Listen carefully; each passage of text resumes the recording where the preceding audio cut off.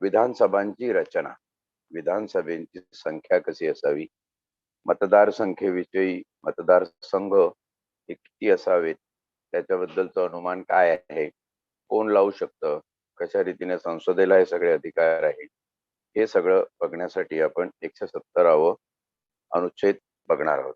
याच्या आधी संसदेची रचना, लोकसभेची रचना, राज्यसभेची रचना ही जी आपण पाहिली त्याच मॉड्यूलचं मिनी स्वरूप हे राज्यातल्या विधानसभांचं स्वरूप आहे. म्हणून हे काही नवीन नाही आहे. हेच सगळे संदर्भ, हेच सगळे वाक्य, शब्द आपण याच्या आधी संसदेच्या रचनेमध्ये, लोकसभेच्या रचनेमध्ये, राज्यसभेच्या रचनेमध्ये बघितलेले आहे. तरी एकदा याचं वाचन करून आपण हे समजून घेऊया. कारण विधानसभा ही राज्यात कार्यरत असणारी शासकीय आणि लोकप्रतिनिधीची एक बॉडी आहे. तिची रचना कशी असते हे सांगताना 170 अनुच्छेद सांगतं समभाग 1 मध्ये की अनुच्छेद 333च्या तरतुदींना अधीन राहून, अनुच्छेद 333 म्हणजे अँग्लो इंडियन्स, आंग्ल भारतीय. संसदेमध्ये जसं अनुच्छेद 333च्या अधीन राहून ही संख्या ठरवावी लागेल. अँग्लो इंडियनची संख्या किती आहे, त्यांचे मतदारसंघ वेगळे होऊ शकतात का, जर मतदारसंघ त्यांचे होऊ शकत नसेल तर अँग्लो इंडियन लोकांना या ठिकाणी प्रतिनिधित्व कसं मिळू शकतं त्याबद्दलची तरतूद 333 मध्ये सांगितलेली आहे. ते आपण 333 वर जाऊ तेव्हा बघू. याच्या आधीही आपण रॉजर बिन्नी जो क्रिकेटर अँग्लो इंडियन होता या संदर्भात आपण बराचसा अँग्लो इंडियनचा इतिहास, ब्रिटिश लोकांचं इथं झालेला संकर आणि त्या दृष्टीनं काही ब्रिटिश आणि भारतीय यांच्या संयोगातून निर्माण झालेले लोक यांना अँग्लो इंडियन संबोधलं गेलं. तर त्यांचाही प्रतिनिधिक सहभाग हा राज्यांच्या विधानसभांमध्ये त्याचप्रमाणे संसदेमध्ये असला पाहिजे. आणि तो कसा असू शकतो याचं निर्धारण 333चा अनुच्छेद हे करत असतं. तर 333च्या अनुच्छेदामध्ये एकेकाळी ही संख्या 5 लाख होती, आता ती 1.5 लाखावर आलेली आहे. संपूर्ण भारताची कुठल्या मिझोराम म्हणा किंवा नागालँड म्हणा, इकडे जर काही अपवाद सोडले तर बाकी बहुतेक राज्यांमध्ये अँग्लो इंडियन लोकांची संख्या ही नगण्य झालेली आहे. 1.5 लाखापर्यंत लोक हल्ली आता भारतात आहे. कारण या लोकांना कॉमनवेल्थ कंट्रीजचं नागरिकत्व ते अँग्लो इंडियन असल्यामुळे, ब्रिटिशांचे वंशज संबोधले गेल्यामुळे त्यांना मिळत असे. आणि त्याबरोबर बरेचशी कुटुंब ही स्थलांतरित झालेली आहे, वेगवेगळ्या देशांमध्ये गेलेली आहे. त्यापैकी बरेचशी मलेशिया, कॅनडा, ऑस्ट्रेलिया, अमेरिका, काही ब्रिटन या ठिकाणी ह्या लोकांचं स्थलांतरण झालेलं आहे. कारण तिथे त्यांना तेवढ्या फॅसिलिटीज होत्या म्हणून ही संख्या कमी आहे. पण त्या काळी जेव्हा घटना लिहिली गेली 75 वर्षापूर्वी, त्यावेळी हे लोक होते, यांची एक संख्या होती आणि त्या संख्येला प्रतिनिधित्व असावं म्हणून आपण अनुच्छेद 333 अँग्लो इंडियन हा याच्यामध्ये ठेवलेला आहे घटनेमध्ये. आणि त्याचा अशा रीतीने आपण विचार करतो की अँग्लो इंडियन लोकांनाही राज्यांच्या विधानसभेमध्ये जसं संसदेमध्ये प्रतिनिधित्व मिळतं तसं राज्यांच्या विधानसभांमध्येही प्रतिनिधित्व मिळावं. त्या तरतुदीच्या अधीन राहून प्रत्येक राज्याची विधानसभा राज्यामधील क्षेत्रीय मतदारसंघामधून प्रत्यक्ष निवडणुकीद्वारे निवडलेले जास्तीत जास्त 500 व कमीत कमी 60 इतके सदस्य मिळून बनलेली असेल. म्हणजे खूप जास्त लोकसंख्या असेल. उदाहरणार्थ उत्तर प्रदेश, आता उत्तरांचल आणि बाकीचे राज्य झाल्यानंतर संख्या कमी झालेली आहे, पण उत्तर प्रदेश हा एक असा राज्याचा भूभाग होता की जिथे बहुसंख्य लोकसंख्या असल्यामुळे, जास्तीत जास्त प्रमाणात लोकसंख्या असल्यामुळे तिथे लोकप्रतिनिधीची संख्या जवळपास 500च्या जवळ होती. परंतु घटनेने असं म्हटलंय की कुठलंही छोटं मोठं राज्य असो त्याची कमीत कमी संख्या 60 असली पाहिजे. म्हणजे एका राज्यात कमीत कमी 60 MLA, 60 मतदारसंघ, विधानसभांचे मतदारसंघ, संसदीय मतदारसंघ नव्हे, लोकसभेचे मतदारसंघ नव्हे, तर विधानसभांचे मतदारसंघ हे कमीत कमी 60 पाहिजे आणि जास्तीत जास्त 500च्या वर नको, जास्तीत जास्त 500 असावे. हे घटनेच्या समभाग 1 अनुच्छेद 170 मध्ये सांगितलंय. समभाग 2 पुढे असं म्हणतो की खंड 1 च्या प्रयोजनार्थ प्रत्येक राज्य अशा रीतीने क्षेत्रीय मतदारसंघामध्ये विभागण्यात येईल की प्रत्येक मतदारसंघाची लोकसंख्या व त्यास वाटून दिलेल्या जागांची संख्या यांचे गुणोत्तर व्यवहार्य असेल तेथवर राज्यात सर्वत्र सारखेच असेल. सहसा म्हणजे व्यवहार्य असेल तेथवर सहसा सगळ्या मतदारसंघामध्ये समान लोकसंख्या असावी अशा रीतीने मतदारसंघांची विभागणी केली जाईल. परंतु लोकसंख्या ही कशी निर्धारित करणार? कधीतरी एखाद्या मतदारसंघाची लोकसंख्या 12 लाख असेल तर दुसऱ्याची 12 लाख 2,753 असेल, तिसऱ्याची 11,09,000 अशा प्रकारे असेल. म्हणजे कमी जास्त प्रमाण होऊ शकतं. परंतु व्यवहार्य दृष्ट्या जर भूभागाची आखणी केली तर प्रत्येक भूभागामध्ये लोकसंख्येचं प्रमाण हे विभागणीसाठी मान्य ठरवण्यात आलेलं आहे, आश्रयभूत ठेवण्यात आलेलं आहे. कुठल्या आश्रयाने हे मतदारसंघ विभागले जातील? तर लोकसंख्या हा निकष आहे. त्या ठिकाणी भूभाग हा निकष नाही. एखादा जिल्हा असेल, एखादं मोठं शहर असेल, तर शहराची लोकसंख्या एवढी जास्त आहे की ते शहरच एक मतदारसंघ होऊन जातं, हे आपल्याला माहित आहे. म्हणजे मतदारसंघ जेव्हा निर्माण केले जातात, मतदारसंघांची विभागणी राज्यातल्या होते, हे विधानसभा मतदारसंघांबद्दल बोलतोय. त्या ठिकाणी सहसा लोकसंख्या ही समान असावी असं धरलं जातं आणि ही विभागणी ही भूभागाच्या प्रमाणात नाही, तर त्याची प्रमाणबद्धता ही लोकसंख्येच्या प्रमाणात आखली गेलेली आहे. त्याच्याबद्दलचं समभाग 2 अनुच्छेद 170 मध्ये विवेचन आहे. त्याचं एक स्पष्टीकरण आहे. लोकसंख्येबाबत काय प्रघात असावा, लोकसंख्या ही कशी निर्धारित करण्यात यावी, कारण हे सगळे आकडे गणिताचा भाग आहे. ते असं म्हणतं स्पष्टीकरण की या खंडातील लोकसंख्या या शब्दप्रयोगाचा अर्थ ज्या जनगणनेची संबंध आकडेवारी प्रकाशित झालेली आहे अशा लगतपूर्व जनगणनेमध्ये निश्चित करण्यात आलेली लोकसंख्या असा आहे. लोकसंख्या निर्धारण हे दर 10 वर्षांनी होतं. 2011ला झालं, 2021ला आता हे होऊ घातलं, त्याच्यानंतर 2031ला होईल. अशा प्रकारे दर 10 वर्षांनी होतं. लगतपूर्वी झालेल्या जनगणनेत निर्धारित केलेली लोकसंख्या ही प्रमाणित लोकसंख्या मतदारसंघाच्या विभागणीसाठी प्रमाणबद्ध म्हणून वापरली जाईल.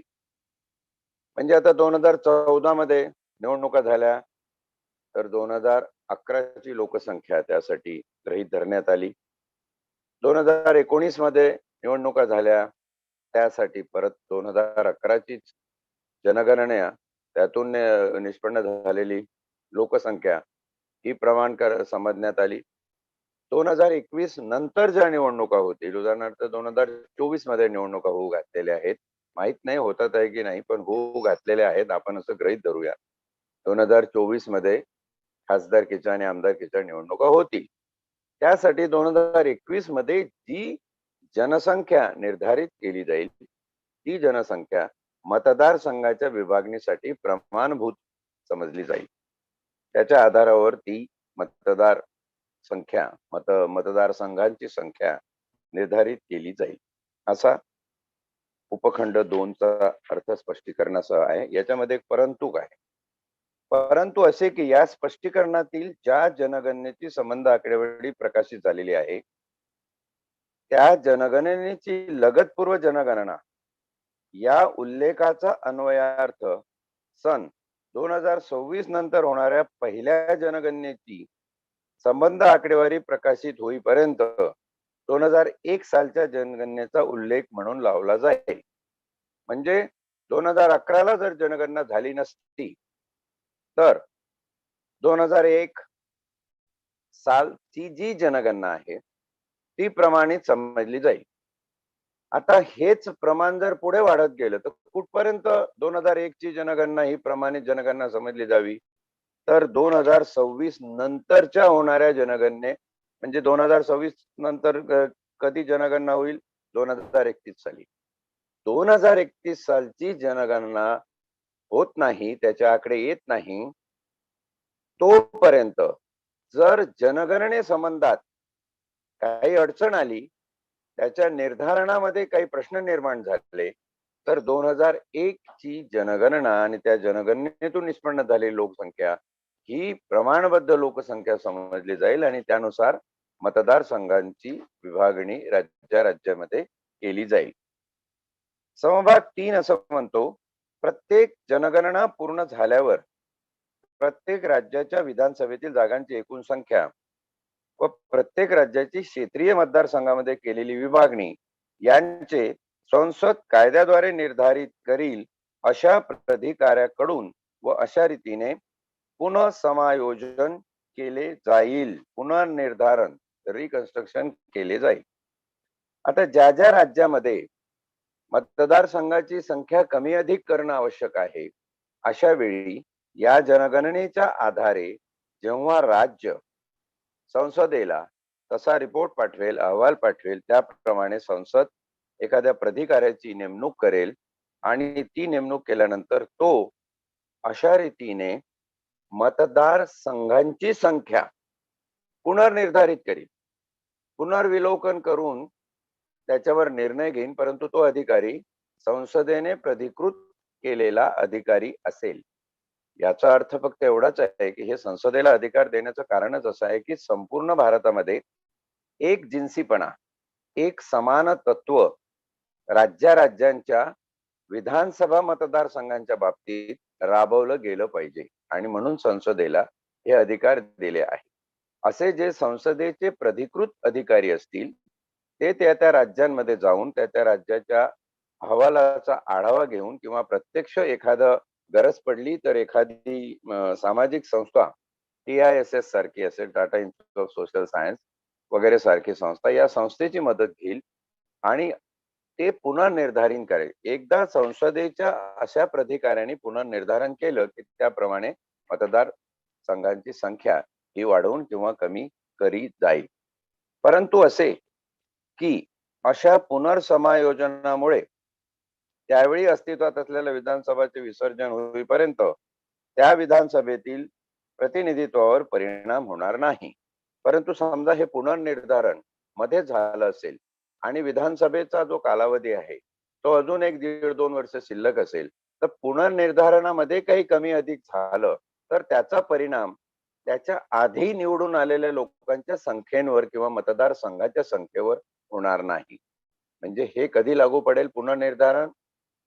ही विधानसभा बरखास्त झाल्यानंतर नव्याने निवडणुका होतील, त्या निवडणुकांमध्ये हे तत्व लागू पडेल. त्यामध्ये आणखी एक परंतु आहे, ते असं म्हणतं, परंतु आणखी असे की असे पुनर्समायोजन राष्ट्रपती आदेशाद्वारे विनिर्दिष्टित करील अशा दिनांकापासून प्रभावी होईल आणि असे पुनर्समायोजन प्रभावी होईपर्यंत विधानसभेची कोणतीही निवडणूक अशा पुनर्समायोजनापूर्वी अस्तित्वात असलेल्या क्षेत्रीय मतदारसंघाच्या आधारे घेता येईल. पुनर्नियोजन जर काही टेक्निकल मुद्द्यामध्ये प्रक्रियेच्या कारभारामध्ये अडकलं आणि झालं नाही, महाराष्ट्रामध्ये समजा 288 मतदारसंघ आहेत विधानसभेचे, त्याची संख्या पुनर्निर्धारणामध्ये 285 किंवा 290 झाली, परंतु ती झाल्यानंतर निवडणुका काही झाल्या नाही, निवडणुका काही कारणांनी अडकल्या किंवा काही कारणांनी हे रिपोर्ट याचे पारित झाले नाही, तर असं जोपर्यंत राष्ट्रपतीच्या सही होत नाही, कारण ही प्रक्रिया आहे, संसद प्राधिकृत करणार, असा अधिकारी पुनर्विमोचन करणार, पुनर्समायोजन त्यांनी केल्यानंतर ते संसदेला जाणार, संसदेच्या दोन्ही सभागृहात पास होऊन ते परत राष्ट्रपतीच्या सहीला जाणार.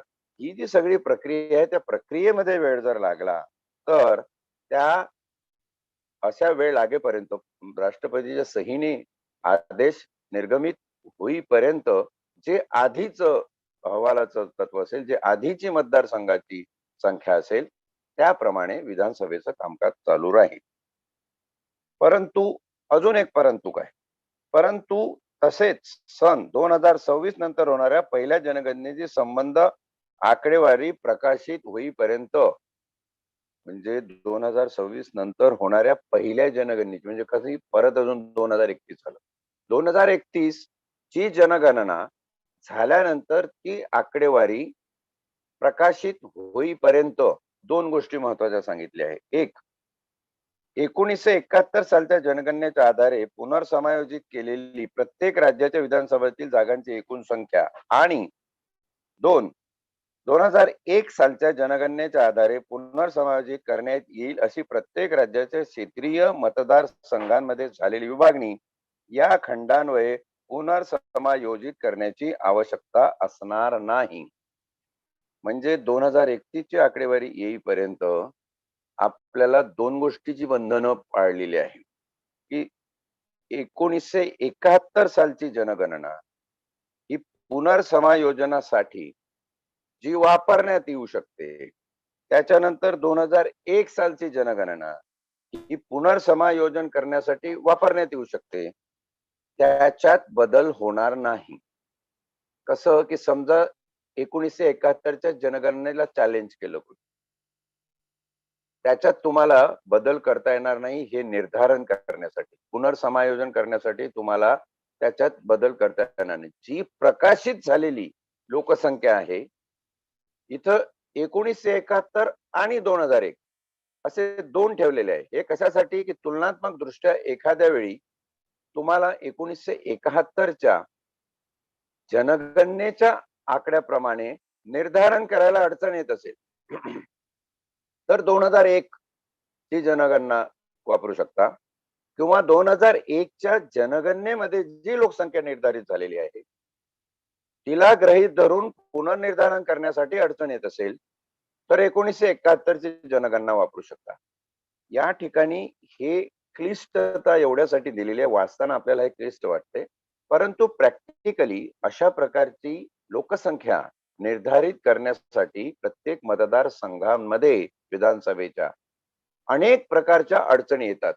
कधी कधी एखादा लोकसमूह असा असतो की जो 2071च्या जनगणनेमध्ये विचारातच घेतला गेला नाही.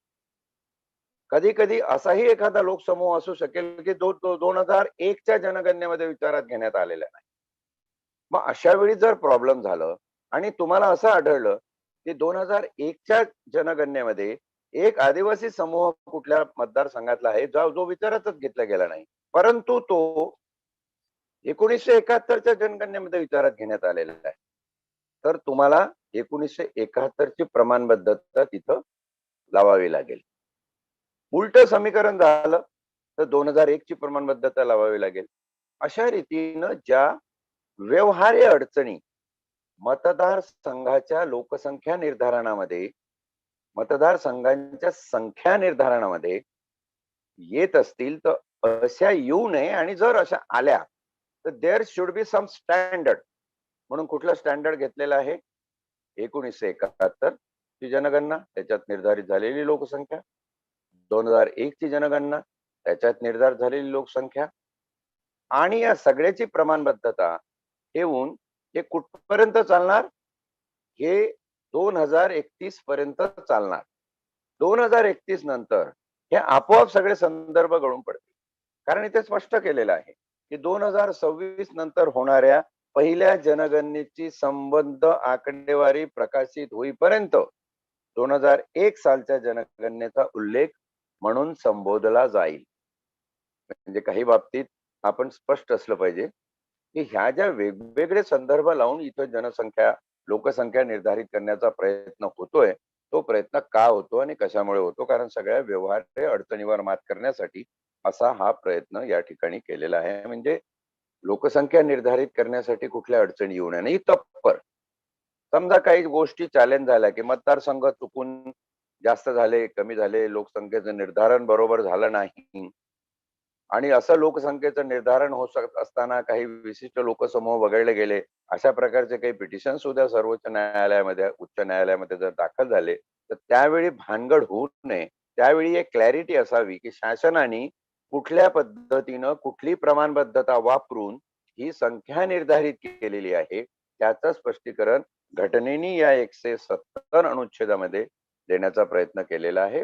की कुठल्याही प्रकारचं किंतु परंतु याच्यामध्ये राहू नये. म्हणून कायद्यामध्ये, घटनेमध्ये बरेचसे परंतु वापरले, की अशी ही परिस्थिती निर्माण होईल, तशी ही परिस्थिती निर्माण होईल, अजून तिसऱ्या प्रकारची परिस्थिती निर्माण होईल. तर ही कशी हाताळायची? तर ते हाताळण्यासाठी नियमावली जी आहे, जी काही प्रमाणबद्धता आहे, ती या 170 अनुच्छेदामध्ये विशद करून सांगितलेली आहे.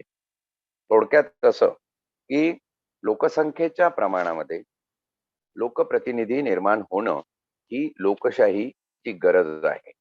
एखादा समूह जर वगळला गेला असेल, चुकून वगळला गेला असेल किंवा हेतुपुरस्सर वगळला गेला असेल, तर अशा वेळी आपल्याला ही प्रोव्हिजन्स तिथे वापरता येऊन एक कॉमन स्टँडर्ड, समसमान अशी रचना निर्माण करता येऊ शकते. आणि समसमान रचना निर्माण होण्यासाठी जेवढे किंतु परंतु या अनुच्छेदामध्ये आपण बघितले. संसदेच्या, लोकसभेच्या मतदारसंघाच्या वेळी सुद्धा आपण या सगळ्या गोष्टी बघितल्या. तिथे सुद्धा आपण 2001 ची जनगणना, 1971 ची जनगणना, 2031 मध्ये होऊ घातलेली जनगणना या कशा प्रमाणबद्धतेसाठी वापरण्यात आलेल्या आहे याची चर्चा आपण केलेली आहे. आणि पुढे विधान परिषदेची रचना आपण बघू होणार आहे.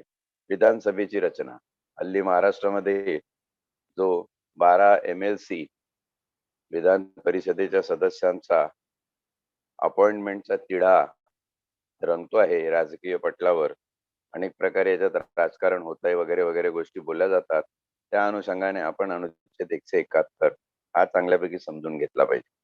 विधान परिषदेची रचना समभाग 1 विधान परिषद असलेल्या राज्यामधील अशा विधान परिषदेतील सदस्याची एकूण संख्या त्या राज्यातील विधानसभेच्या सदस्याच्या एकूण संख्येच्या 1/3 अधिक असणार नाही.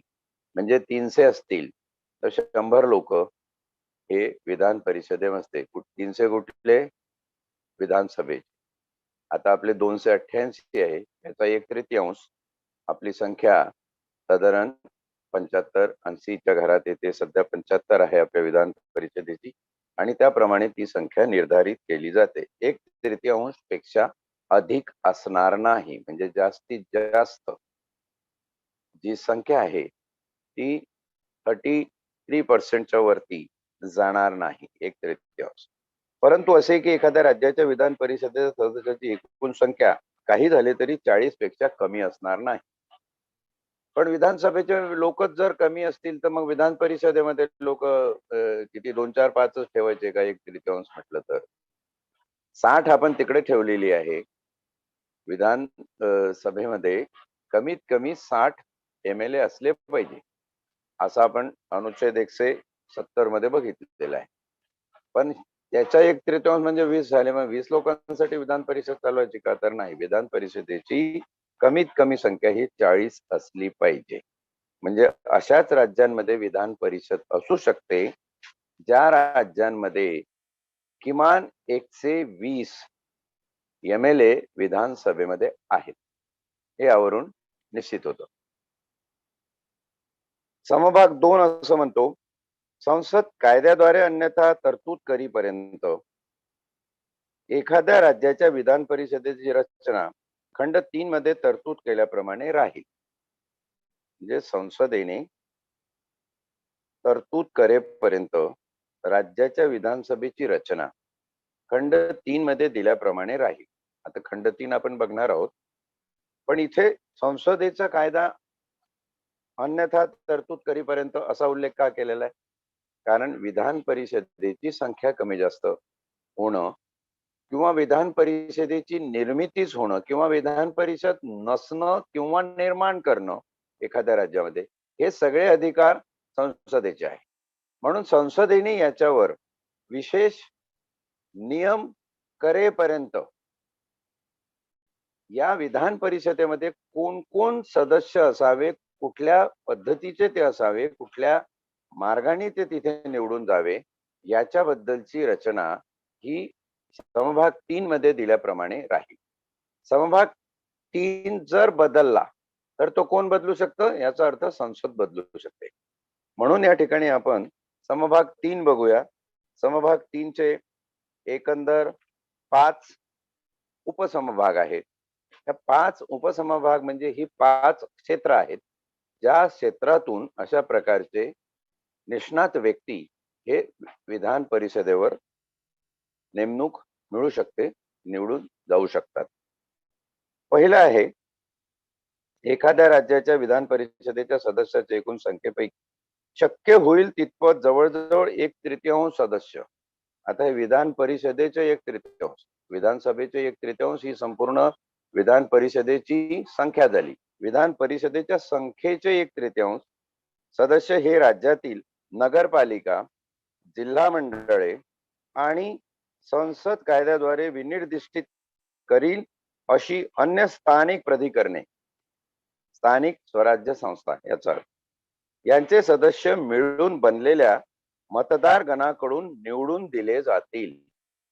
ग्रामपंचायत, पंचायत समित्या, जिल्हा परिषदा, हे जे आपलं स्ट्रक्चर आहे, नगरपालिका, महानगरपालिका, जिल्हा मंडळे, म्हणजे हे सगळं ग्रामपंचायतीपासून तर जिल्हा परिषदेपर्यंतचं सगळं स्ट्रक्चर, याच्यातून किंवा अजून काही एखाद्या सहकारी बाबतीत काही लोकांना संसदेने जर प्रावधान दिलं असेल की नाही याच्यातून सुद्धा लोक निवडून गेले पाहिजे, तर असे निवडून झालेले लोक या निवडणुका होऊन विधान परिषदेमध्ये सदस्यत्व प्राप्त करून घेऊ शकतात. परंतु असे स्थानिक स्वराज्य संस्थेच्या मार्फतीनं निवडून गेलेले लोक हे विधान परिषदेच्या निर्धारित संख्येपेक्षा 1/3 पेक्षा जास्त असणार नाही. म्हणजे 1/3 भाग हा स्थानिक स्वराज्य संस्थांना बहाल केलेला आहे. उप समभाग 2 समभाग 3 चा असं म्हणतो की शक्य होईल तितपत जवळजवळ 1/12 सदस्य, 1/12 म्हणजे 12तला 1, हे भारताच्या राज्य क्षेत्रातील कोणत्याही विद्यापीठाचे जे निदान 3 वर्ष पदवीधर आहेत अथवा संसदेने केलेल्या कोणत्याही कायद्याद्वारे किंवा त्यान्वये अशा कोणत्याही विद्यापीठाच्या पदवीधरांच्या अर्हतांशी तुल्य म्हणून विहित झालेल्या अर्हता निदान 3 वर्ष ज्यांनी धारण केलेले आहेत अशा त्या राज्यात राहणाऱ्या व्यक्तींनी बनलेल्या मतदार गणांकडून निवडून दिले जातील. 1/12 म्हणजे 12तला 1 असे जे सदस्य आहे ते सदस्य हे जे 3 वर्ष पदवीधर आहेत, म्हणजे पदवीधर तुम्ही आहात, ग्रॅज्युएट झालेला आहात, पण 3 वर्षानंतर तुम्ही त्या पदवीधर मतदारसंघाच्या मतदार गणांमध्ये तुमची गणना होईल, त्या यादीमध्ये तुमची गणना होईल. आपल्याला माहित असेल की ग्रॅज्युएट मतदारसंघ, पदवीधर मतदारसंघाच्या जेव्हा निवडणुका होतात तेव्हा पदवीधर मतदारसंघाच्या यादीमध्ये रजिस्ट्रेशन करून घ्यावं लागतं. त्या रजिस्ट्रेशनची ही प्रक्रिया आहे की 3 वर्ष जे ग्रॅज्युएट होऊन झालेले आहे अशा लोकांना त्या मतदार गणांमध्ये स्थान मिळेल आणि अशा लोकांनी लोक निवडून द्यायचे आहे. 12तला 1 असे पदवीधर मतदारसंघातले, शिक्षक मतदारसंघातले जे उमेदवार आपण बघतो, हे शब्द आपल्याला माहिती आहे, त्याची रचना, त्याचा संबंध काय आहे नेमका ते घटनेच्या या 171व्या अनुच्छेदामध्ये सांगितलेलं आहे. पुढचा समभाग, उपसमभाग असं म्हणतो की शक्य होईल तितपत जवळजवळ 1/12 सदस्य हे संसदेने केलेल्या कोणत्याही कायद्याद्वारे किंवा त्या अन्वये विहित केल्या जातील अशा व माध्यमिक शाळेच्या दर्जापेक्षा खालचा दर्जा नसलेल्या शिक्षकांमध्ये पदवीधर आणि शिक्षक असे मतदारसंघांची विभागणी आहे. आपण याच्या आधीच्या उपसमभागामध्ये बघितलं ते पदवीधर. आता खालच्या याच्यामध्ये माध्यमिक शाळेच्या दर्जापेक्षा खालच्या दर्जाचा नसेल, म्हणजे कमीत कमी तो शिक्षक माध्यमिक शाळांचा शिक्षक असला पाहिजे अशा त्या राज्यातील शिक्षण संस्थांमध्ये अध्यापनाच्या कामात निदान 3 वर्ष असलेल्या, 3 वर्ष सिनियर पाहिजेत अशा व्यक्तींनी बनलेल्या मतदार गणांकडून निवडून दिले जातात. 1/12 हे पदवीधर आणि 1/12 हे शिक्षक मतदारसंघात. तर शिक्षक मतदारसंघात कोण मतदान करू शकेल त्याची यादी, त्याला मतदार गण म्हटले, शिक्षक मतदार गण आणि पदवीधर मतदार गण, हे या ठिकाणी लक्षात घेतलं पाहिजे. आणि इथे 1/12 एवढी संख्या त्यांची निर्धारित करून दिलेली आहे. तिसरा उपसमभाग असं म्हणतो की शक्य होईल तितपत जवळजवळ 1/3 सदस्य हे राज्याच्या विधानसभेच्या सदस्याकडून विधानसभेचे सदस्य नसलेल्या व्यक्तीमधून निवडून दिले जातील. विधानसभेचे सदस्य हे 1/3 लोक विधान परिषदेमध्ये निवडून देऊ शकतात. पण ते लोक कोण असले पाहिजे की जे विधानसभेचे सदस्य नाही. म्हणजे एकदा एमएलए निवडून आलेला माणूस एमएलसी होणार नाही. समजा एमएलएच्या निवडणुकीमध्ये पडला किंवा निवडणूक लढलाच नाही, अशा माणसांना निवडून द्यायचं असेल तर ती संख्या 1/3 अशी असेल. मग ते कुठल्याही सभागृहाचा सदस्य असला पाहिजे मुख्यमंत्री होण्यासाठी. म्हणून मुख्यमंत्री महोदय कुठली निवडणूक लढवली नाही तरी अशा प्रकारे त्यांच्या पक्षाच्या एमएलए कडून निवडून दिले जाऊ शकतात. असा याचा अर्थ आहे उपसमभाग 4. 5वा असं म्हणतो, बाकीचे सदस्य खंड 5च्या तरतुदीनुसार राज्यपालाकडून नामनिर्देशित केले जातील. आता 1/3, 1/3 हे 2 झाले आणि 1/12, 1/12 हे 2 झाले. ही संख्या पूर्ण झाल्यानंतर उरलेली जी संख्या असेल ती संख्या राज्यपाल नेमणुकीने भरून काढेल. आणि म्हणून उपखंड 5 मध्ये जी प्रक्रिया दिलेली आहे किंवा उपखंड 5 मध्ये जे प्रांत दिलेले आहे की कुठल्या प्रांतातले लोक असले पाहिजे, त्यासाठी आपण उपखंड 5 बघणार आहोत.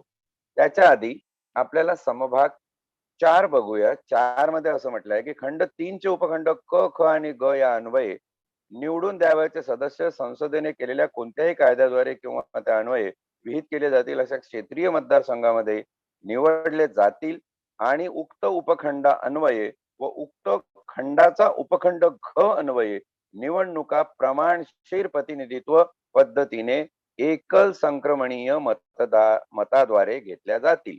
प्रमाणशीर प्रतिनिधित्व म्हणजे एखाद्या मतदारसंघामध्ये शिक्षकांची संख्या जास्त असेल तर त्या ठिकाणी कमी मतदारसंघात असलेल्या कमी संख्या असलेल्या मतदारसंघातील लोकांची यादी मिळून एक प्रमाणशीरता, ज्याला आपण प्रमाणशीर प्रतिनिधित्व म्हणतो, अशा प्रकारचं असलं पाहिजे. ही रचना लोकशाही पद्धतीने एकल संक्रमणीय मताद्वारे, एकल संक्रमणीय म्हणजे एकाला एक मत, परंतु ते मत दुसऱ्या, तिसऱ्या, चौथ्याला संक्रमित होऊन दिलं जाऊ शकतं किंवा ट्रान्सफर होऊ शकतं. म्हणून पदवीधर मतदारसंघामध्ये आणि शिक्षक मतदारसंघामध्ये जेव्हा निवडणुका होतात तर त्याच्यामध्ये प्रिफरन्स असतात. पहिल्या फेरीची मतं, त्यानंतर दुसरं मत, तिसरं मत, म्हणजे एक मतदार हा मतदान करताना पहिल्या पसंतीचं मत कोणाला आहे, दुसऱ्या पसंतीचं मत कोणाला आहे आणि तिसऱ्या पसंतीचं मत कोणाला आहे, याला म्हणतात एकल संक्रमणीय मतदान पद्धत. आणि या पद्धतीद्वारे अशा प्रकारची निवडणूक ही पार पाडली जाईल. एक तर त्या निवडणुकीमध्ये तुमचं रजिस्ट्रेशन असलं पाहिजे. रजिस्टर झाल्यानंतर कुठल्या मतदारसंघामध्ये किती पदवीधर आहेत याची एक प्रमाणशीर प्रतिनिधित्वानुसार मांडणी केली पाहिजे. अर्थात हे सगळे काम निवडणूक आयोगाचे आहेत. राज्य निवडणूक आयोग याच्यावरती लक्ष ठेवून निटोपाट तशा प्रकारच्या याद्या बदलू शकतं. आपण अनेकदा वर्तमानपत्रामध्ये बघितलं असेल की निवडणूक आयोगाने अमुक मतदारसंघातली फेर यादी तयार केलेली आहे. या फेर याद्या तयार करणं म्हणजे काय, की ज्या पद्धतीनं प्रमाणशीर प्रतिनिधित्व सगळ्या मतदारसंघांमध्ये पदवीधर मतदारांचं असलं पाहिजे ते निर्धारित करण्याचे अधिकार निवडणूक आयोगाला आहे. त्याप्रमाणे ते करतात. घटनेच्या प्रत्येक शब्दाचा अर्थ घेऊन आपल्याला कन्फ्युजन केल्यापेक्षा ती स्पष्ट करून घेतलेली बरी, की तिथं काही कन्फ्युजन असेल की प्रमाणशीर प्रतिनिधित्व नेमकं कोणाचं, तर हे मतदान करणाऱ्या मतदारांचं पदवीधर आणि शिक्षक. त्याची अर्हता आपण आधी बघितली. कोण मतदार 3 वर्षापर्यंत पदवीधर असला पाहिजे किंवा कमीत कमी माध्यमिक शिक्षणाच्या वरच्या दर्जामध्ये 3 वर्ष त्यांनी शिक्षकी व्यवसाय केला पाहिजे. असा जो एक भाग आहे तो आपण या ठिकाणी समजून घेऊया. आणि एकल संक्रमणीय म्हणजे एक मत पण ते संक्रमित होऊ शकतं. पहिलं, दुसरं, तिसरं प्रिफरन्स याप्रमाणे मतदान केलं जाऊ शकतं. हे झाल्यानंतर 5व्या खंडामध्ये जसं खंड 3 मध्ये सांगितलंय तसं 5व्या खंडामध्ये म्हणजे खंड 3 म्हणतं की राज्यपाल 5व्या खंडानुसार उरलेली संख्या जी असेल 1/3, 1/3, 1/12, 1/12 हे भरून झाल्यानंतर जी संख्या उरलेली असेल निर्धारित संख्येपैकी त्या संख्येची पूर्तता राज्यपाल हे आपण नेमणुका तिथं देऊन करेल. अर्थात राज्यपाल हे मंत्रिमंडळाच्या सल्ल्यानुसार करतं. राज्यपाल याच्यावर सल्ला विचारू शकतं, पण अधिकार मात्र राज्यपालाचा आहे एवढं खरं. इथं म्हणतं हे शेवटचं समभाग जो आहे अनुच्छेद 171चा तो असं म्हणतो की खंड 3च्या उपखंड ड अन्वये राज्यपालाने नामनिर्देशित करावयाचे सदस्य म्हणजे पुढे दिलेल्या बाबी संबंधी विशेष ज्ञान, हे एक महत्वाचं आहे, विशेष ज्ञान किंवा व्यवहारिक अनुभव 2 असलेल्या व्यक्ती असतील त्या बाबी अशा साहित्य, विज्ञान, कला, सहकारी चळवळ, समाजसेवा. 2 गोष्टी महत्वाच्या आहेत, ज्ञान आणि अनुभव. Experience and knowledge. एखाद्याला नॉलेज आहे, खूप नॉलेज आहे, पण अनुभव कमी आहे.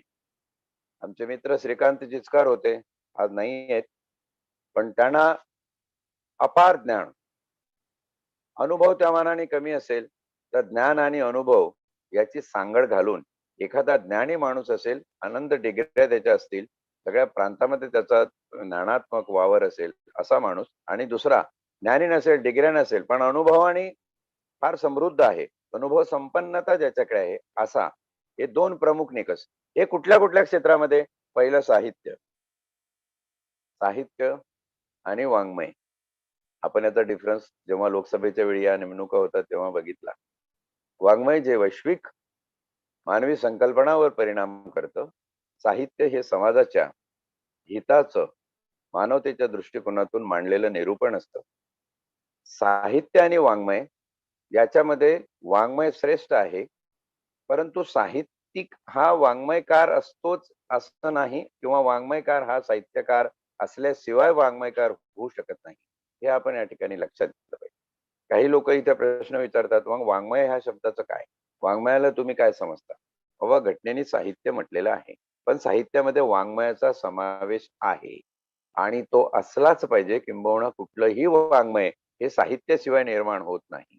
आणि फक्त साहित्याचा दर्जा उंचावत असेल, तर वैश्विक तत्वांपर्यंत जात असेल, वैश्विक तत्वज्ञान ज्याच्यातून निर्देशित होऊ शकेल, अशा प्रकारचं साहित्य हे वाङ्मय समजायला अर्थ नाही. तर असे काही हरकत नाही. तर असे साहित्यिक आणि वाङ्मयकार या ठिकाणी अनुभव आणि ज्ञानाच्या भरोशावर जाऊ शकतात. विज्ञानामध्ये सायंटिस्ट आहे एखादा, शोध लावलेला आहे, एखादा कमी वयाचा मुलगा आहे, तरुण वैज्ञानिक आहे, परंतु त्याचं विज्ञानामध्ये नॉलेज अफाट आहे, अशा माणसाची निवड होऊ शकते. किंवा एखादा विज्ञानाचा शिक्षक आहे, ज्या शिक्षकाने बराच अनुभव त्याच्यामध्ये शिक्षकी पेशामध्ये घालवलेला आहे, असा समृद्ध माणूस असू शकतो. कला, आर्ट, पेंटर असेल, शिल्पकार असतील, नक्षीकाम करणारा असतील, काय त्याच्यामध्ये रूपतत्वाच्या कल्पना मांडणारा असतील, वैश्विक लेवलच्या कल्पना मांडणारा असतील, त्या विश्वाचं रूप कशात आहे. हल्ली काही काही जे मॉडर्न आर्ट आपण बघतो, तर ते चित्र बघितल्यावर आपल्याला काही समजत नाही, पण त्याच्यामधलं रूपतत्व जर लक्षात आलं तर त्याला कलेचा दर्जा प्राप्त होतो.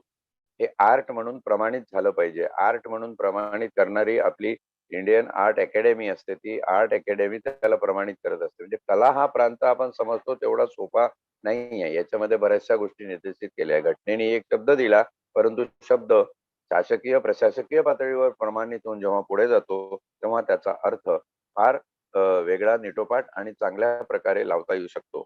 सहकार चळवळ, कोऑपरेटिव्ह मोमेंट्स मध्ये जे लोक असतील, ज्यांनी सहकारातून विकास साधलेला आहे, मग ते महिला गटाचे, बचत गटाचे कामं असो, की सहकारी तत्वावर चालवलेले दूध गिरणीचे कामं असो, औद्योगिक कामं असो, कुठल्याही प्रकारचं सहकार चळवळीशी जोडलेले लोक. आणि शेवटचं म्हटलेलं आहे समाजसेवा. आता समाजसेवा हा प्रांत ओपनच ठेवलेला आहे.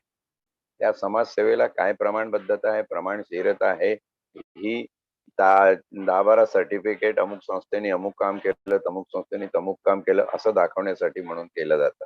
काही काही सिनेटच्या नियम आहेत विद्यापीठाचे, त्याच्यामध्ये ही समाजसेवेची पात्रता पाहिजे. म्हणजे तुम्हाला प्रोफेसर पदावर जर तुम्ही प्रमोशन हवं असेल पदोन्नतीसाठी, तर तुम्ही कुठल्या तरी समाजसेवी संस्थेशी जोडलेले आहात, मग त्या प्रकारचं सर्टिफिकेट तुम्हाला पाहिजे. म्हणजे समाजसेवा ही कागदोपत्री सुद्धा तुम्ही प्रमाणित करू शकता, पण तसं काम तुमचं दिसलं पाहिजे. त्याबद्दलचे तपासणी करून घेण्याचे अधिकार हे नेमणूक करणाऱ्या राज्यपालांना प्रत्येक राज्याच्या आहेत. हे आपण इथं समजून घेतलं पाहिजे. तर हे 5 प्रांत आहेत: साहित्य, विज्ञान, कला, सहकार चळवळ व समाजसेवा. या प्रांतामधून अनुभव आणि ज्ञानी माणसाची नेमणूक उरलेल्या सदस्यांची पूर्तता विधान परिषदेमध्ये करण्यासाठी राज्यपाल राज्याचे प्रमुख शासकीय अधिकारी म्हणून करू शकतात, एवढा याचा अर्थ आहे.